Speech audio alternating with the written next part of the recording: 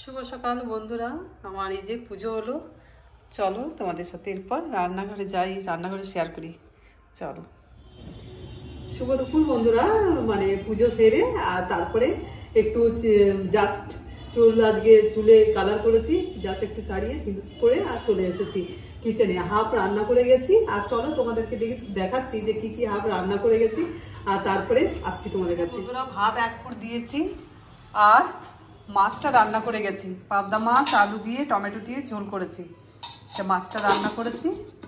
আর এই সবজিগুলো কাটা আছে, এখন করব শিম আর টমেটো আর মটরশুঁটি দিয়ে একটা সবজি বানাবো, আর এখানে বেগুন ভাজা হবে।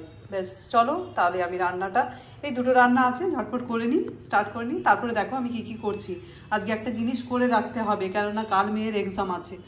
বন্ধুরা মটরশুঁটিও ছাড়িয়ে গেছি।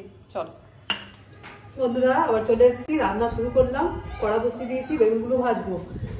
আমার চ্যানেলে সবাইকে স্বাগত, যে যেখান থেকে আমার ভিডিওগুলো দেখছো তোমাদেরকে অনেক অনেক ভালোবাসা। তো চলো আজ দুপুর থেকে ভিডিওটা স্টার্ট করলাম, আর এখন বেগুনগুলো ভেজে নিই, তারপরে শিমটা বানাবো। মাছের ঝোল তো হয়ে আছে, আর আজ হচ্ছে জানুয়ারির 12 তারিখ, রবিবার আজকে। তো চলো তোমাদের বলে দিলাম ডেটটা। আর এখানে ভাত বসিয়ে দিই, ভাত তো 1 ফুট দিয়ে রেখেছি, আর ভাতটা বসিয়ে দিই। সিম না এমনিতে মেয়ে খেতে চায় না, তো চলো দেখি একটা রেসিপি বানাবো, ইউটিউব থেকেই দেখেছি। তো নতুন নতুন রেসিপিগুলো বানালে, সেদিন যেমন কুমড়ো তরকারিটা মেয়ে বেশ খেয়েছে, এমনিতে খেতে চায় না, তো একটু আলাদা রকম অন্যরকম করে বানালে বেশ খেয়ে নেই। তো সিমটা দেখি আজকে একটু অন্যভাবে বানাবো, তো সেটাও তোমাদের সাথে শেয়ার করবো। তো চলো কিভাবে বানাচ্ছি দেখো, সিম আর মটরশুঁটি।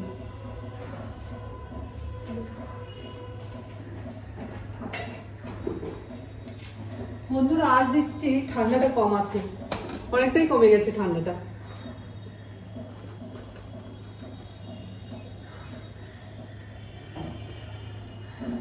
কাল কিন্তু ভীষণ ঠান্ডা ছিল, আজ কমে গেছে। চুলে একটা ক্লিপ লাগিয়ে চুলগুলো এরকম শুকিয়ে যাবে না, বেগুনগুলো দিয়ে তারপরে চুল লাগাবো।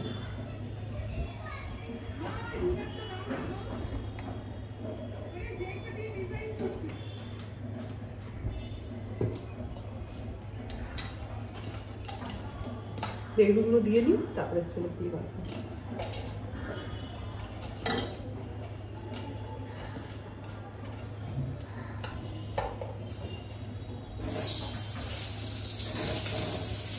আজকে একটু রান্না দেরি করে বসিয়েছি, মানে সকালে ওই জন্য কালার করলাম চুলে, সেই জন্য ভাবলাম হাফ রান্না করে যাই, তারপরে হাফ এসে পরে রান্না করবো, নাহলে রান্না করে পুরো রান্না করে শ্যাম্পু করতে গেলে অনেক দেরি হতো।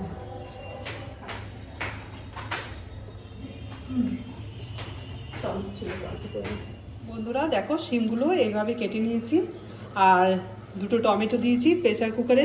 এটা প্রেসার কুকারে রান্না হবে, আর খুব মানে চটপটে রান্নাটা হবে।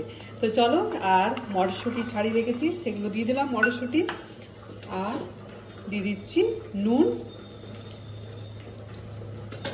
আর এতে একটু তেল দিই, এই 1 চামচের মতো তেল নিয়েছি, এটা ছোট্ট বাটিটা। চলো তেলটা দিয়ে ব্যাস, এরপর জল দেবো না, কিন্তু সেদ্ধ করতে দেবো। এই প্রেসার বসিয়ে দিয়েছি, প্রেসার কুকার, আর 2টো সিটি দেবো, তারপরে নামাবো। রসুন একটু গ্রেট করে নিলাম, আর কাঁচা লঙ্কা কেটে নিয়েছি, আর কতগুলো পেঁয়াজ দিয়ে নিয়েছি কেটে।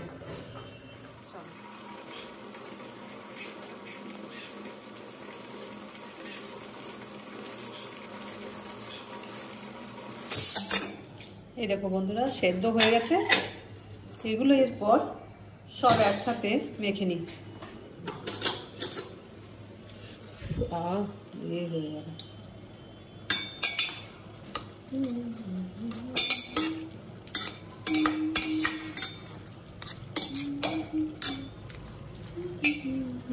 মেখে নিই, তারপরে আসছি এরকম। আর এদিকে কড়া বসিয়ে দিয়েছি, আর একটু ফোড়ন দিয়ে দিলাম, 5 ফোড়ন, আর তারপরে দিয়ে দিচ্ছি পেঁয়াজগুলো।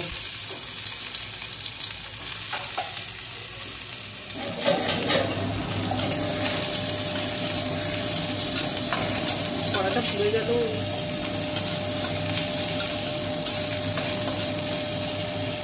ধনে পাতা দিলে ভালো হয় ধনে পাতা।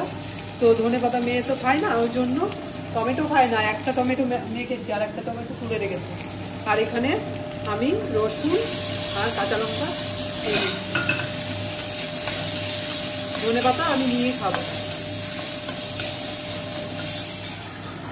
এরপর সেই সেদ্ধ দিয়ে দিচ্ছি।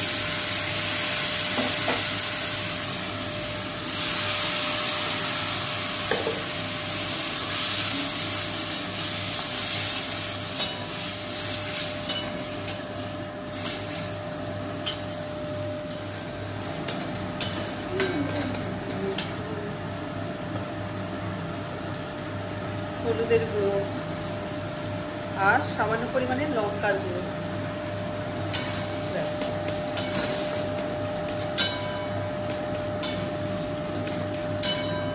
যে কোনো জিনিসে তেলের মধ্যে রসুন দিলে না বেশ গন্ধ ওঠে, গন্ধটা বেশ ভালো লাগে।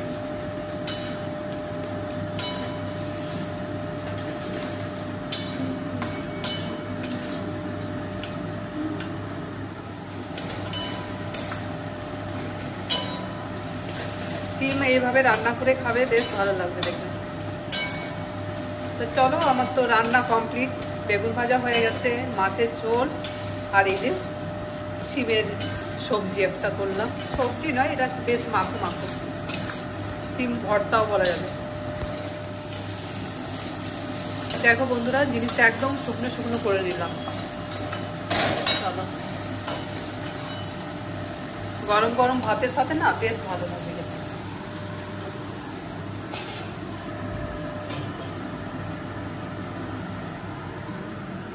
রান্না হয়ে গেল সিম, আর এই যে মাছের ঝোলটা আগেই বানিয়ে রেখেছিলাম, আর এই যে বেগুন ভাজা। চলো পরে আসছি তোমাদের কাছে। বন্ধুরা, এই দেখো বললাম না তোমাদেরকে একটা জিনিস বানিয়ে রাখতে হবে, কেননা কাল মেয়ের এক্সাম আছে। আর কাল আর পরশু দুদিন নিয়ে তো পিঠে সংক্রান্তি, পৌষ সংক্রান্তি, তো পিঠে বানাবো। তো কাল দেখি কখন ফিরি মেয়ের এক্সাম হয়ে, তো সেই জন্য ভাবলাম নারকেলের পুর বানিয়ে রাখি, তারপরে দেখা যাক এসে কমসম করবো। পরশু দিন করবো, পরশু দিন ছুটি আছে, আর কাল কিন্তু মেয়ের এক্সাম আছে, ওই জন্য একটু রান্না বান্না করে তাড়াতাড়ি। একটা নারকেল করলাম, দুটো নারকেল এনেছিলাম, একটা নারকেল পচা বের হয়ে গেল। নারকেলগুলো 45 টাকা করে দাম নিল, কিন্তু দেখো কীরকম পচা বের হয়ে গেল। আর এরপর যে পরে বলতে হবে দোকানে যে এরকম, আর ভেতরের জিনিস কী করেই বা বুঝবে ওনারাই কী করে বুঝবে।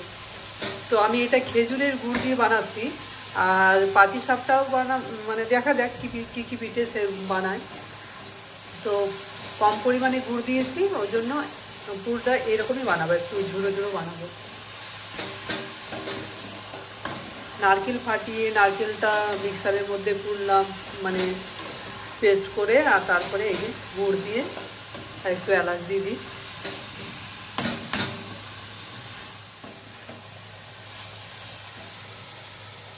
এই যে এলাচ একটু থেতো করলাম, দুটো এলাচ, ব্যাস দিয়ে দিচ্ছি।